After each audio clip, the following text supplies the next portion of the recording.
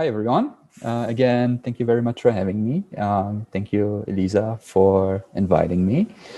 Um, my name is Raoul. I'm a graphic designer based in Brooklyn, New York. For the past 3 years, I've been working on Elliott Paris team and Pentagram. But since April, basically focusing on my own things, on my type design, some graphic design freelance here and there. And yeah, today I want to talk to you about those things that I've been up to. I call my little presentation that I prepared designing type as a graphic designer, which is pretty fitting for my situation, because still, like, even though now I actually committed to the type thing and I want to focus on the type design thing, I would still see myself as a graphic designer that designs type rather than just a full-on type designer, which is something that is actually quite important to me, and we'll get to that in a bit. Plus, there will be a few more fun things, but yeah, they'll be throughout the presentation. The nice thing about being a graphic designer that does type design, or the other way around, actually like knowing type design and then doing graphic design, is that I think it just helps with the overall understanding of typography. It lets you translate ideas quite quickly. Let's say you work on a identity project and you're thinking about, okay, there could be a custom typeface, and you would be able to sort of visualize those ideas quite quickly.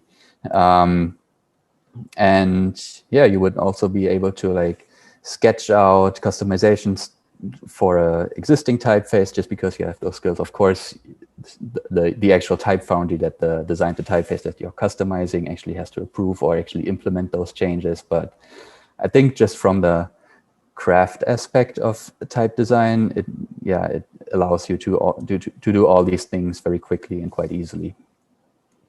I think it kind of goes both ways, that me as a type designer, or the type design portion of me, I'm always inspired by the graphic design work of others or the graphic design work that I do, and I get inspired by the sort of requirements with every new job and what that offers. But it's kind of a two-edged blade, because it also goes the other way around. Whenever there's typefaces and new typefaces that have like certain characteristics that haven't been there before in other typefaces, it actually allows you to think about graphic design differently, because you have that new tool that just allows you to do so many more things. If we want to boil it down, I think, at least for myself, graphic design inspires type design and vice versa. But yeah, we went a little far there. I want to go a little bit back, because a couple years ago, actually when I was still studying back in Germany, I always felt like, okay, those are the graphic designers, and then there's these divine beings, the type designers. They have this secret knowledge. They know things that I cannot do, me as a mortal, and I will never be able to do. Luckily, we had a type design workshop in our school. It was just one semester, but it was just this initial step that I needed, and everyone else in that class needed, to sort of, cross that boundary and actually start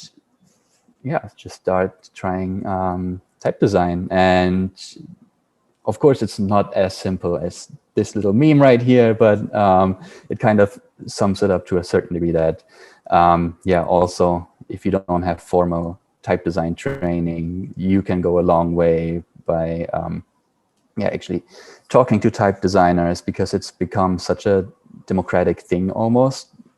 A couple of years back, there were these big foundries, and you wouldn't really know who to talk to. But by now, I feel like each and every one of us like knows somebody that actually does type design professionally, and can potentially learn from them. Then there's great books about it. Designing Type by Karen Cheng is kind of like the go-to book there. But then there's also glyphs tutorials.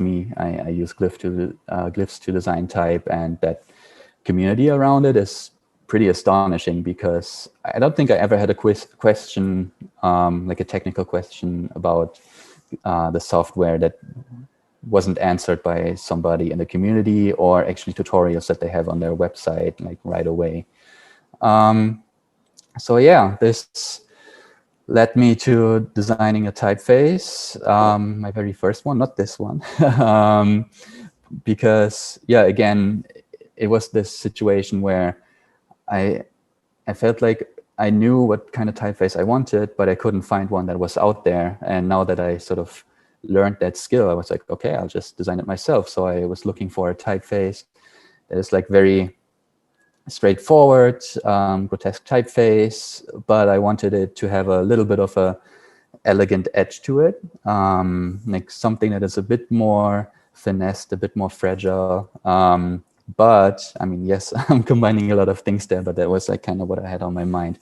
But I always wanted it to be also a little bit more out there, like just a little bit wider, more exaggerated X height and all these things that give a lot of character to a typeface. So basically what I wanted was like a ballet dancer that does motocross. And the result of that was my first typeface, Lanor, which, yeah, kind of combined all these things. It is a little bit wider than, yeah, usual grotesque typefaces. And it also has these like quite narrow parts, sometimes making it a bit more, I guess, more elegant, and it has a more exaggerated flow overall, which actually also led to the name Lanor, which is a beach in the south of France, in the very south, like close to the Basque country. And yeah, I feel like, I mean, it's a bit of a corny analogy, but it's kind of, this beach has these huge waves, and they'll just like smack you into the sand. But at the same time, like everything around there is so beautiful. They have these like beautiful pine forests. So yeah, it has this fragility, but it also is a little bit brutal in a way. So yeah, kind of my metaphor there was these waves. And yeah, again, all the freedom that type design gives you allowed me to have like special characters that other typefaces don't have. That Y down here, just like flip Y, was like an homage to one of my friends. For some reason, his handwriting, he always has a mirrored Y. He does it like that. Yeah, and just a few more things that are very small details, but they kind of add up once you actually build it out into a whole character set, like more exaggerated characters, and then like some fun open type features that I always felt like were needed, but nobody was offering. Yeah, just like some fun automated things like that. And then I was a bit surprised that people were kind of interested into that, like, yeah, university project, basically. I kept working on it even after I got my degree and everything, and people actually started using it. This is a project by Pentagram London, which I wasn't involved. I just contributed to the typeface. I was actually, before I started working at Pentagram New York. And yeah, those things actually just really motivated me to stay at it and yeah, keep working on the typeface. So yeah, what started as a uni project turned into something. And then, yeah, I spoiled the surprise here a little bit. So a couple, when was it? I guess like 2 years ago, I get an email from another London-based studio, Lowry,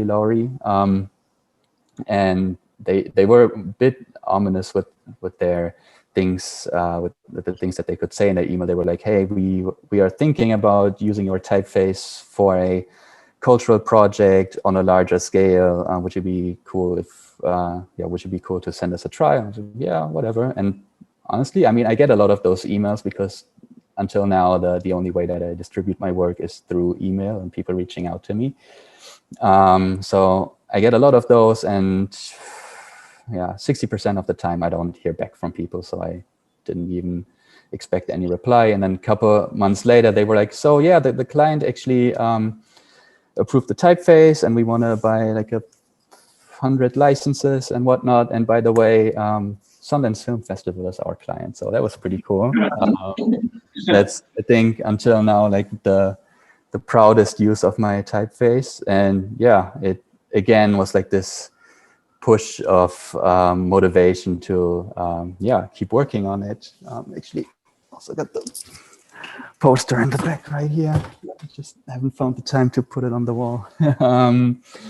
So yeah, they used it for everything. They used it for their catalogs, on their website, but then also the actual stage, and even the award itself. So that was pretty cool to see. And then, yeah, so much for other people using my typeface. Again, going back to the possibilities that being a graphic designer and a type designer at the same time gives you, is like, yeah, once you have your own typefaces, you can do whatever you want with them. Like any other typeface, you wouldn't be able to do whatever you want, or you wouldn't be allowed to do whatever you want. But since it's your work, you do just anything. So for a pentagram project, we actually only did this like very simple twist to the typeface, flipping the lowercase e's, which was for our client Re-Ink. I'll get to that in a bit. So it's still a NOR without any changes, basically, but just that E, since that is the character that is most frequently used in most languages that use the Latin alphabet. I think like when you type out statistically, every like 1 in every 8 characters will be a lowercase e. So that kind of adds up. So when they started using it, in their social media, people actually also looked for ways to like type a inverted E in social media and stuff. So it kind of became this part of their identity, this typeface. So yeah, and they've been doing collection after collection using the font without too many changes until, and that was, yeah, really fun. The gamer collection came along. There was the, yeah, I guess they have a new collection right now, but that was like the previous collection. And this one was really fun because, of course, I mean, it's not really a far-fetched that when working on a collection that is kind of combined with gaming, it's also fun to sort of, yeah, mimic these pixel typefaces, anything like gaming related. So even their logo from this became this, and so did their typeface. I designed a pixel version of a NOR, and on top of that, actually, so that we had a like very flexible toolkit, I designed a couple more pixel-based typefaces, some of them with rounded edges, some of them like straight pixels. And yeah, that was just a really fun toolkit to have, because once we started combining them, yeah, it basically always worked, especially combining the pixel NOR with the regular NOR, because yeah, of course, they still have the same proportions, just one is very pixelated and the other one is like these smooth curves. Yeah, I'm gonna step away from the yeah, paid projects for a while, and this was one of my passion projects coming up. I think it's very important to have like some things to balance out the day-to-day work. I mean, it could be like these passion graphic design projects, but anything else is also, I mean, yeah, there's so many ways to find inspiration in doing music or anything else that is not just these commercial graphic design projects. So, okay, I'm gonna have a sip of this.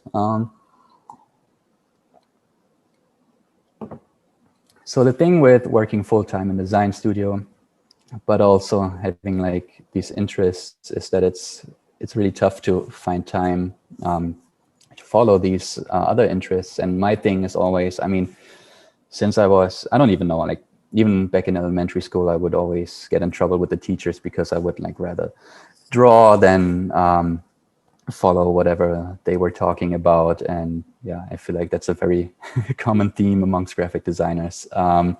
So yeah, still, I always still scribble when I'm on a call. I always have my notepad next to me and like scribble things out. And most of them, they don't I mean, they just go straight to trash afterwards or whatnot. But still, I kind of collected this collection of type sketches, sometimes even just single characters. And I just had like all these ideas, but this amount of time. So it was kind of clear that, okay, in like no way where I'm going to be able to like turn all these sketches into actual typefaces.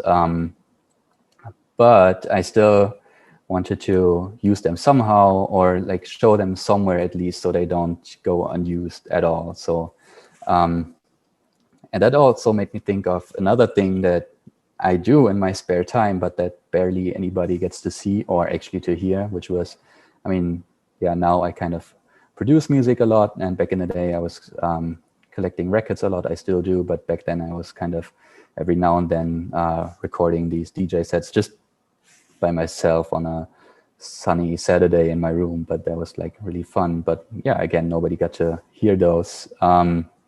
So I kind of focused on a way to showcase both, the music and the type that never anybody else has seen before, and this kind of made me sketch out just a couple words with those typefaces. So none of those actually have a full character set. All of those just say play, pause, or repeat.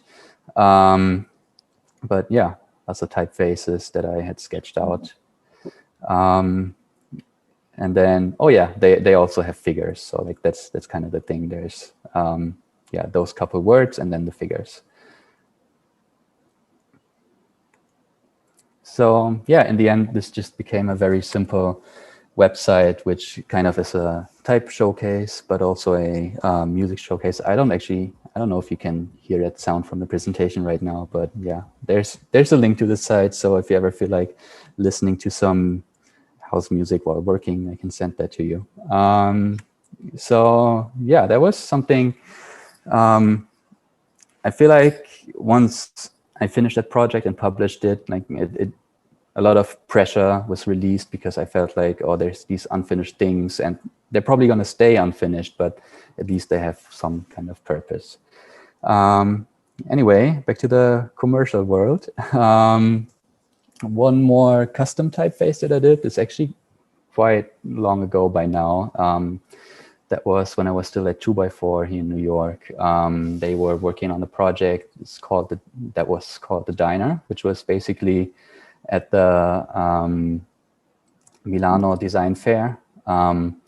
They would have this sort of pavilion for themselves, not 2x4, but Surface Magazine. Those were the clients. And it was supposed to sort of mimic 1950s diners, but with a modern twist. So of course, again, very obvious. Yeah, we want neon type, but we also want something contemporary, whatever that looks like.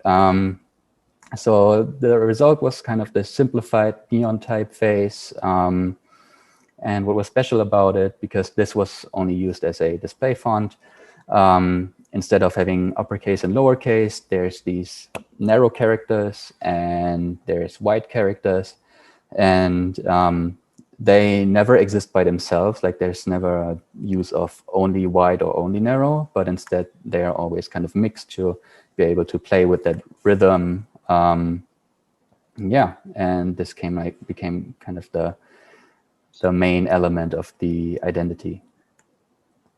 At some point it actually did go full circle. So that's actually in Milan, and the neon-inspired modern typeface was turned back into neon, which was also kind of cool to see, because I never seen any of my work turn into neon letters. And you can kind of see it here. I guess this is a better example here. It was kind of course, mixed with a grotesque typeface to sort of balance out the sort of flashiness of one typeface versus the usability of the other. Okay.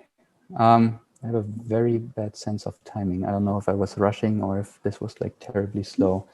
But these were kind of my past projects. And yeah, like I said, I quit my full-time job a couple months back to focus mainly on my type design, but also doing sort of these freelance things every now and then. So because Lanoir was kind of a, well, small scale success, at least for myself, just like not money wise or fame wise or something, it just was very satisfying to see the typeface in use. The next step would also be to keep working on it because yeah, it is sort of limited. It's got these 5 weights from light to bold, and it's a very distinct typeface. It's very limited in its use because a lot of the times it's just too loud and too out there. So I started on a complete rework a couple months ago, which is still work in progress, and it's it's gonna take some time, I think. But yeah, so with this one, there's going to be a ton more weights. And especially if you look at the shapes right now, they are a lot more toned back and they don't have these like crazy contrasty things anymore. There is also going to be italics, of course. That's also something the existing font is kind of lacking. There are, well, it has italics, but they're kind of not 100% there. So I usually don't send those out unless people really ask for them. And then I'm like, okay, on your own risk. But of course, I still want to keep that original Lanoir flavor, which is why I actually added a third axis to this, because weight and italic angle, it's like the kind of standard things, but I also want to be able to sort of control the flavor, is what I call it right now. So basically what makes Lanoir is this, like these slightly wider characters with more contrast and a higher X height. So you would be able to dial that in to whatever degree you would like, which basically results in a lot of different flavors that this typeface can achieve. So anything from big and postery to like very legible body copies. I feel like there's always a weight or a style that will fit those purposes. So kind of the comparison right here, the high contrast, high weight versus the no contrast and very little weight. So kind of the spectrum that I want to cover there. And I'm super excited to keep working on it and developing it. And then some point later this year, I'm hoping to actually launch a website with all my typefaces, and very much looking forward to that. But until then, there's going to be a lot of looking at curves. And just like a very big character set that I'm trying to cover there, all the symbols and mathematical symbols and whatnot. I mean, I keep going back to these animations because I mean, it is really fun to show this, but at the same time, it actually does serve a purpose. Like whenever you animate those characters from one extreme to the other, you actually see if there's any odd stages in between, like where the interpolation actually doesn't quite work out and something strange happens. Whereas if you just had like these static typefaces, these like fixed widths or weights, you might not be able to see like if there's anything strange happening in between. So stretchy type is kind of my it's kind of my thing. Again, like all the all the circled characters and solid circled characters, it's all gonna be in there. Speaking of spacey type that moves, this is another typeface that I'm currently working on, and this also kind of goes back to what I had mentioned earlier, kind of this graphic design inspires type design and the other way around, because when I do graphic design, I'm a huge fan of having everything very tight, well, the spacing quite tight, but especially the leading. And of course, what we all know, like once you start tightening the leading, unless it's all caps, there's going to be these like very nasty overlaps when there's ascenders and descenders in a typeface. They just like the lines start touching each other. So you actually wouldn't be able to do like super tight typesetting with a regular typeface. So this other typeface right now, working title is Quasar. Yeah, it doesn't really have lowercase or uppercase. Like all the characters are the same height, and sometimes it's kind of the shape of a lowercase g, but then again it's a uppercase e, and it's all the same height. And it also actually extends to all the characters that have like accents or the German the little dots on top. So they always stay above the baseline and below the cap height, or just like touching the cap height, which allows for these very tight display uses of the typeface. Again, I'm a sucker for those animations. So static fonts, that's very 2017 from now on. It's all variable from now on. And yeah, that's actually also like a focus of mine, that the variable font is like really useful. And I'm kind of seeing people use their, or actually offer variable versions of the typeface, but then in the end, a lot of the people using it, they're not aware of those options. They don't use them. So that's actually also something that in the future I would want to work on with my typeface, so that I'm really communicating what they're actually capable of, and so that people use them to all their capabilities. Since it's called Quasar, I don't know how much you know about it, but a quasar is basically like a stellar object. It's basically a black hole with like a lot of matter revolving around it, which makes it shine extremely bright. And since it's got this space theme, it also has a lot of Unicode characters in there that kind of reflect that. So the symbols of all the planets, and of course the sun, and all those things, and that boop looking thing, that's actually the sun with the Earth orbit around it, in case you were wondering. Okay, so what else is on my mind? One more thing. This graphic is kind of courtesy of my friends at Dynamo. But since I'm thinking about focusing on my type design, or actually like aiming towards that, I'm also thinking about pricing typefaces and sort of moving away from this standard, 1 to 3 users, 3 to 5 users, 10,000 clicks on a website per month, whatnot, and moving more towards just looking at the client themselves. So if you design something for Coca-Cola, they have a huge budget, so they can definitely pay big for the typeface, which in turn allows me to price typefaces a lot more affordable for small companies. So if somebody's working for, their neighborhood bookstore, and they just need one weight of the typeface, I'll be able to offer it to a very fair price and keep that balance there. It's kind of like the first step to my thoughts about type pricing, and that one is actually still kind of straightforward.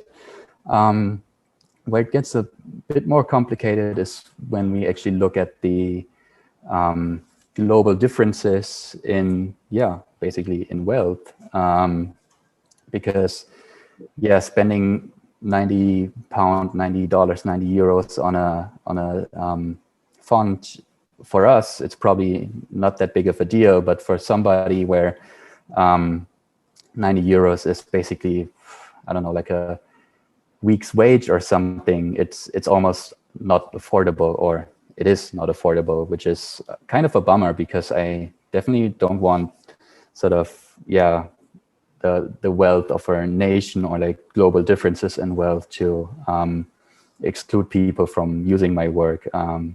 I would be very happy if everybody had a chance to use it. And again, those people that are able to pay more for it should pay more for it, and those that are not should pay less. So I didn't come to a solution or conclusion entirely, but I definitely did start thinking about it, and kind of just as an exercise looked at, okay, what if we kind of had the GDP of a country where somebody uses a typeface, and basically having Germany as a base value, like that's 100%. Okay, somebody in a lower GDP country would actually pay less, and then sometimes even like significantly less, like Philippines or Turkey, because again, like 90 euros isn't a lot here, but it's a lot there. So that was just kind of to visualize for myself how big these differences actually are. I don't think that a typeface in Norway is going to be 146 euros when I sell it, but I'm definitely still thinking about that. And I sort of also opened the conversation just on Instagram and started talking about it with people. And again, not really a conclusion. So if we find time to chat a little bit after I quit, after I stop my presentation here, I wouldn't mind talking about this for a second, or if you want to talk about the projects or anything else, the Euro 2020, I'm all up for that. But I think that is it from my side. And if you have any additional questions, feel free to reach out. And if not, let's chat right now, or whatever you feel like. Thank you. Thank you. Thanks. There's one little quiet clap just behind it. To start, anyone want to start with any questions? Still very interesting. So but obviously, like so many interesting things. I thought like the last bit about the pricing, I never really thought of it, but it kind of makes sense. And I had like some questions related to like licensing and like making typefaces available for people, not specifically for like about the price, but some things that we've like encountered like trying typefaces in the studio is like some people have their typefaces quite like open and downloadable in terms of the trial. You can just download the trial, you're not really getting in touch with them, and they're kind of like happy to like give the trial and trust that you will like come back and buy the real one. And then some people you have to like you're getting in touch with them, and I was just wondering like what works better for you in terms of like the control over that person, like visibility of who's using it, how you're working in that space. That's a really good point. That I from the beginning I always sent out the full typeface, and I didn't regret it so far. Because of many reasons. First of all, I mean, I guess a lot of the trial typefaces that the foundries offer, they have like A to Z, 0 to 9, and then maybe question mark, exclamation mark, which, okay, is nice. Maybe if you speak English and you write in English, you can cover a lot with that. But if you're in, well, basically any other country that has accents and other like symbols in their in their language that are also very important to the language, it doesn't work without them, then it starts to kind of exclude those people, which again I don't want to do. And there's also a very practical point to this, because once they start using it and they might consider actually using it for the project. After trying it, they would potentially ask, okay, we had the trial font now, can you actually, for more testing out, could you send us like a extended version? And you send that, and there's just a lot more back and forth. Whereas when I just send out my full typeface, they just have everything they need to work with. And if they want to use it, they're going to get back to me. I mean, hopefully. But yeah, so far, I actually haven't really encountered anybody like getting my typeface and then using it without permission and without a license. It did pop up on like some Russian torrent servers. Somebody noted that the other day and informed me, but I guess that's how it works. So far, it's been working out. And yeah, also when I start my, if you want to call it a foundry, I mean, I'm not going to cast any metal, so I don't know how, fitting the term foundries in the first place, but I'll definitely stick to sending out, the full typeface, or at least like everything people are going to need to try it out. Yeah, that makes sense. What are your thoughts on people using your typeface as a base and customizing it to create something new? Yeah, so I mean, so far, I think it's been used in logos, and then for example, the Pentagram project that I showed earlier, the skincare brand, they did a few changes for the logo mark. And I mean, those things, I mean, I do that when I do my graphic design thing, so I guess that's okay. But of course, changing the actual type file, that's a big no-no for those things. I mean, people can sketch it out, but if they actually want to change the actual type file and how it looks and how it works, that would always go through me as the designer, also as a means of kind of, I mean, definitely as a like copyright thing, because they're using my work to create new work, which it should be used to a certain extent when you leave it like untouched and just use it as a tool. But if you kind of make it your own work by changing my work, I don't feel great about that part.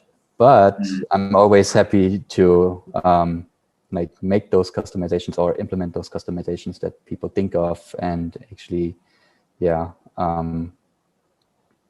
just offer customizations of my work. Yeah. Nice. What was the general consensus? You said you wanted to speak about, because I saw your story you put on Instagram about the pricing. What was like the general opinion on, especially based on GDP? I've never heard anyone do that before. Yeah. What kind of consensus you thought on it? So if we go back here a little bit, actually, a lot of the time, a lot of the replies kind of missed the point, because people kept saying, small clients should pay less and large clients should pay more. That's a given, definitely. But I feel like those people that actually followed the discussion a little bit more, they were quite happy about it, that I'm actually considering these things. I got messages from people saying like, oh, I live in this country. And yeah, it's true. Like whenever I want to work on a project, and I want to use all these nice typefaces, I have to actually cut down on the typefaces that I use in the end and cut down on the options that I have, because of the pricing. Like the closest example that I have is actually my girlfriend, who worked for a Turkish little skincare brand. She kind of did it pro bono because, again, she lives and works in New York, and if she was asking New York prices for a client, for a small client in Turkey, like that would never work out. And same thing with the typefaces. When she actually had to buy licenses, it was like, okay, so there's like all these typefaces that I want to use, but if I buy all of those, that's basically somebody's like monthly or 2 months wage or something. So that's not very realistic. So those, I mean, yeah, there's the GDP thing, and then there's also the size of the company. And I think where it gets really difficult is like, is there kind of a breaking point? Is there like kind of a nexus where those lines meet and kind of the GDP, discount decreases? Because of course, if it's a large client, but it's in a high GDP, in a low GDP country, like even, like, I guess, yeah, I just to keep it simple, I keep coming back to it, but Coca-Cola, like even if it's Coca-Cola Philippines, like they still have tons of money, so they can just pay the regular price. So yeah, I'm still figuring things out, but what I think is like that the lowest tier license, the small company license, that would have this sort of GDP adjustment, and everything that's above that wouldn't, because yeah, again, like a large corporation, even if it's from a not as wealthy country, could probably still afford regular prices for typefaces. Really interesting. It's something I've thought about before. Would you reckon you'd ever take digital currency? Sorry? Yeah. Would you ever sell them in digital currency? As in like Bitcoin?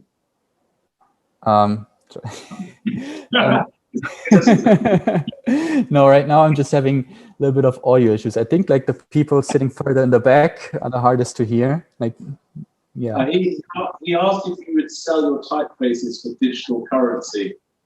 Oh, oof. I mean, I guess it would be the smart thing to do, but I don't know. It's such a. I mean, I hope I'm not insulting anybody here, but yeah, this like whole cryptocurrency thing. It's such a weird, broy scene. Like I don't want to be involved in that. Yeah, from what I've seen. Yeah, so what do you think about the designers that are doing that? There's a lot of big designers now that are, trading artwork and design for digital currency, essentially. Yeah, I mean, good for them. I mean, I don't absolutely hate the idea. It's just not for myself. Yeah, and then I guess it's almost like when we look at not really design, but like more the artistic things and people selling NFTs. I mean, yeah, it's not my cup of tea. And when you actually look at, okay, what cryptocurrency actually means from a ecological standpoint, that like all this Bitcoin mining actually now uses as much energy as the whole country of, I think it was Romania. That's kind of absurd. Yeah. So basically Bitcoin mining is another thing to add that sort of, messes up our planet. I don't think buying typefaces would have that big of a impact, but yeah, it's kind of a thing that I'm not feeling great about. What's your prediction for England versus Germany?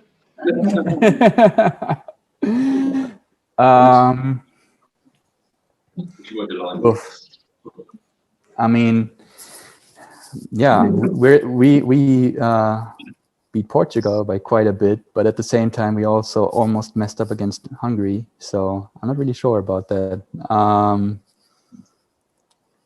But I'm gonna be confident, and I'm gonna say 3-1 Germany.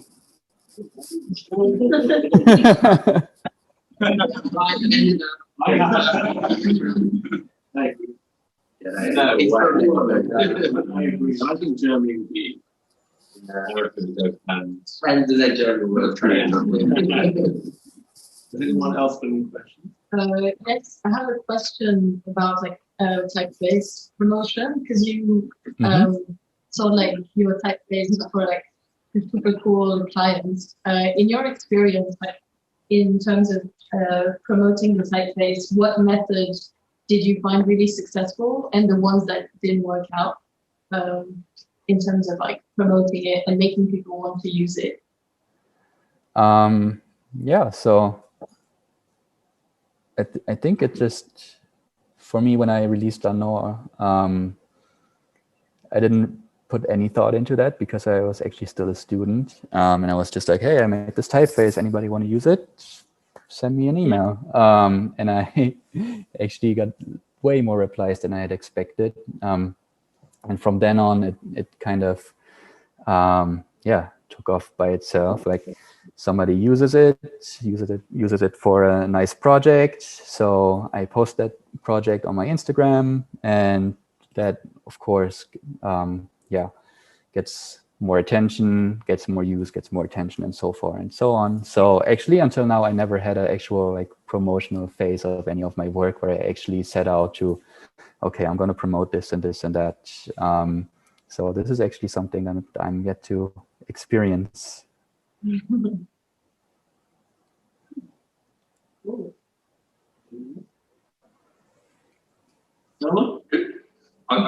I'll go. Who inspires you the most? Oof. It doesn't necessarily have to be human. Yeah. I feel like, yeah, this word inspiration is always, it's a big one. I don't think there's this like one person or designer or whatnot that inspires me. I think it's looking at least type design, or actually also graphic design in general. I feel like what inspires me or helps me create ideas, it's more this thought of, okay, what do I want the thing to feel like? And over the years, I think one learns to acquire a certain set of tools and like a toolkit to be able to, okay, I want to evoke this, so I use that, and I want to evoke this, so I use that. To sum it up, I feel like I go by the feeling, and this idea of a feeling inspires me in my type design, but also in my graphic design. Amazing. Oh, well, that was really great. I really enjoyed that. Thank you. Thanks so much. Yeah, thank you so much. Thank you. Yeah. Is there anything you want to ask us? Yeah, that's a good point. Oof. Yeah.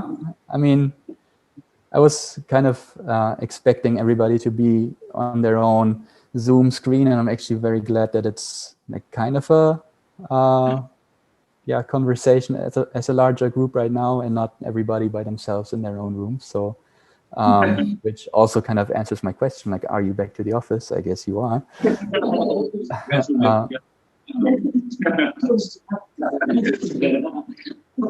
I guess because everyone's more or less kind of getting vaccinated now, that it's kind of making it a lot easier for us.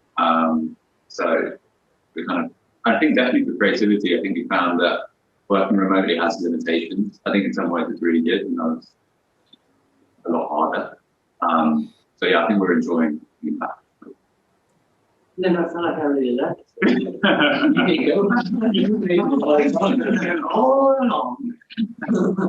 a lot of us live quite close to where we work, so it's quite easy to access it. Yeah, and in your day-to-day business, when it actually does come to type, like, do you sometimes have the option to suggest having custom type? How do your clients react to it? It might be different with like US and UK. In the US, they're actually quite open about it. So I'm wondering how it is with you. It doesn't tend to be something that has really come up so much over the years with the agency, because a lot of the brands the majority of the brands we've worked with, albeit they've gone on to be successful, they always start off being quite small. And the bigger brands tend to who are already approaching us, may already have a set of typefaces that they already work with, so we're just simply having to work with them. When there's a project with Marion and Edmund working at the moment where they've gone back to the original type designer to try and introduce some customizations there. I do know that we've had discussions internally about trying to create more custom type for the work that we do. I think it is quite important, because you start to see a lot of the same projects and a lot of the same things coming out of studios that are exactly the same. So I think it's an important exercise to try and do more and create more ability between typography and work.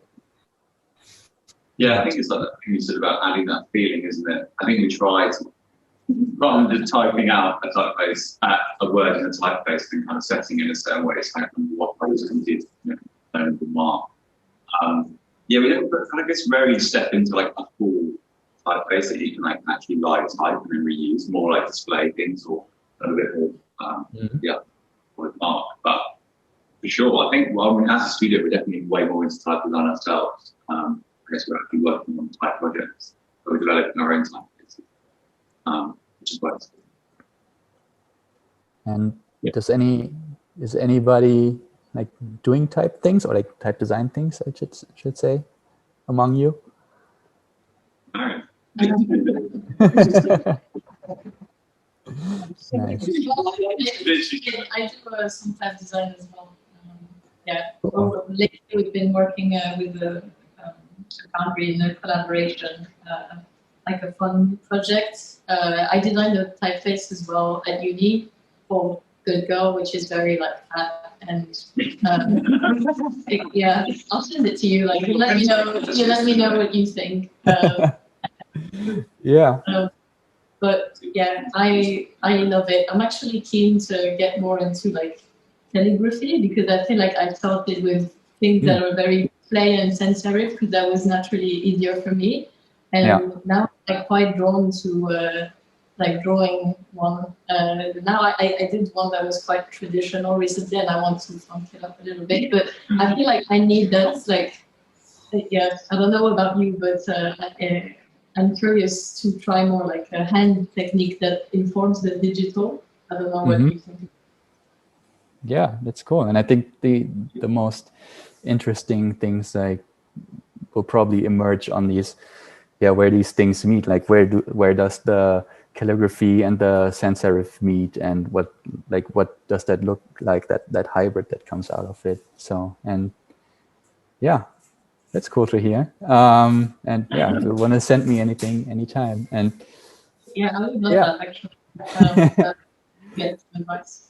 And yeah, I think also going back to my earlier point, knowing certain things about type design as a graphic designer, like even if you don't even have to be designing your own typefaces, even if you just like know how it works and know what is possible, I think it also helps to kind of communicate the idea of having a custom typeface for a client, because of course there's like all these visual benefits and it would be unique to their identity and whatnot. But what I think what is actually also very convincing is that there's also so many practical things that you can do in a typeface that are kind of sort of coded into the font, and all those specific needs that a client might have that other typefaces don't cover by default could be approached actually quite easily. Even if you don't do it yourself, like you would be able to say, okay, so this and this and this is actually possible if we go for a custom typeface. So yeah, if you ever have some spare time, I would recommend just looking into type design and how it works and what is possible. I think on the Glyphs website, for example, there's like links for workshops that people do, and just wanted to get that out there because it has helped me a lot. So I wanted to share that experience. Do you think type design is maybe a better graphic designer? Whew.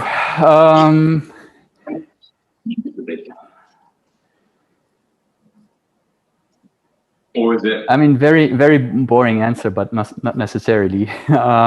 Same as not every graphic designer is a better type designer, but they definitely can be, because, well, very obvious thing, but how you present your typeface. I mean, sometimes I see people design nice typefaces and then they present them in a really odd way that really doesn't benefit the font and whatnot. And other times there's graphic designers that do like very flashy design and always go for the big tra-ra with their typeface when they start designing, and it also kind of shows that they're just in there for making something flashy, which doesn't age well. So both sides are at risk to kind of do those things, but at the same time, it definitely helps to know a lot about type and like even if like how it is designed in order to use type properly, or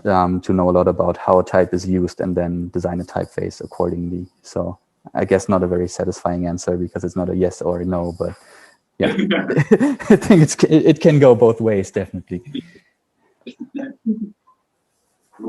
I have one last question. How did you get on with your MIDI controller? Your arena? Yes. So my hope was that once I work on my own, I'll have all the time in the world to actually focus on that for a bit. But unfortunately, all my all my Arduino stuff and breadboards and transistors and potentiometers and whatnot, it's all stored away by now. I had to admit to myself that it's probably not happening anytime soon, unfortunately. But yeah, it did work as a actual MIDI controller. Like I could control my synths with it, but actually controlling type with it, that's, yeah, didn't work out. Cool. Okay, I guess we could send over any following up questions if we have any. Yeah. Yeah, definitely. So yeah, email me. Oh, this hasn't been updated in a while. Maybe not visit that. But yeah, if you want to listen to some music, that's where I had the sets. Yeah, just a couple of them, but it's a few hours worth of music. So yeah, if you need something to listen to, and that's it. What would the URL? Sorry? yes. Yeah, it's just the sets dot in front of my regular URL. At least it's a very easy name to spell. Are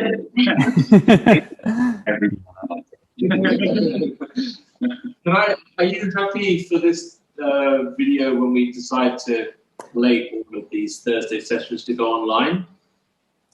Yeah, definitely. I mean, I'm probably not going to watch it myself. I hate listening to myself talking, but yeah.